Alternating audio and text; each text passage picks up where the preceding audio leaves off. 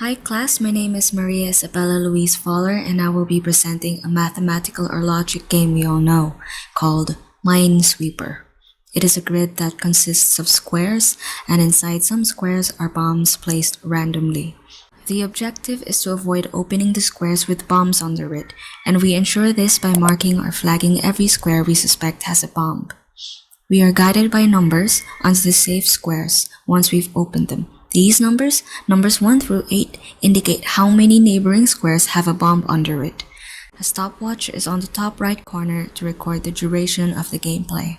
Expert mode, which I will be presenting today, is a 30 by 16 grid and consists of 99 bombs.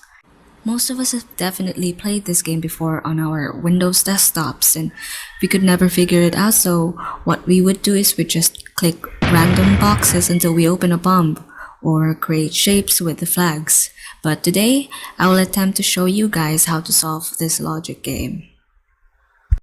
First of all, it only shows numbers 1 to 8 because each square has only 8 neighboring squares.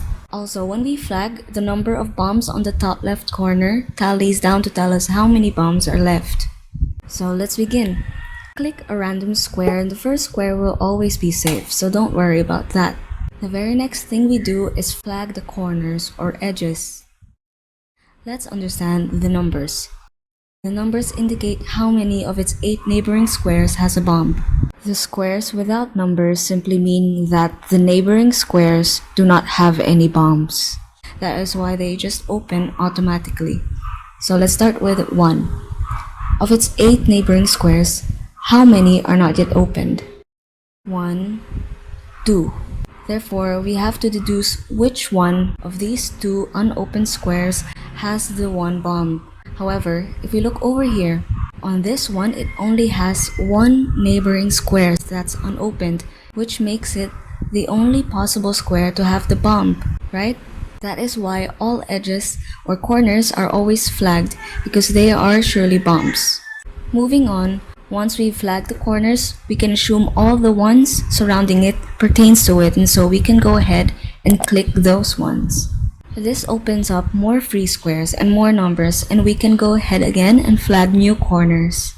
Once again, we can click all the ones surrounding the corners.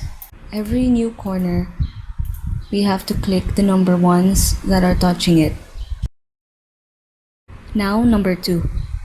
It is the same logic as when we see number 1 or any other number, except this time we are looking out for 2 bombs as the number indicates. For example, this number 2. How many unopened neighboring squares does it have? 1, 2, 3. So we have to deduce which of these 3 unopened neighboring squares has the 2 bombs that the number indicates. But as we can see, we've already flagged 2 neighboring squares because they were corners, and so we click the number 2s that are already touching 2 flags. Just keep in mind that it is the same logic for the rest of the numbers.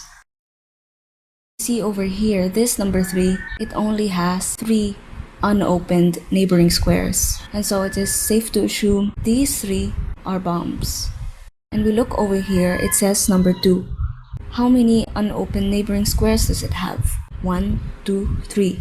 However, we have already flagged 2 because of the previous number, 3. And so it is safe to assume that we've already flagged all the bombs that number 2 is pertaining to. Another tip is when at the very edge there is 2, 3, 2. This number 3 is only touching 3 neighboring squares. Therefore, these are the bombs. Just click them. And another tip, if you see 1, 2, 1, the bombs are surely on the ones. Don't be afraid to click the numbers surrounding the flags, as long as you are sure that these flags are sure bombs, because they satisfy the numbers surrounding it or they were corners. Also, don't be afraid to make mistakes, because once you make a mistake, you can look back and see what you did wrong. It improves your eye and it improves your logic overall.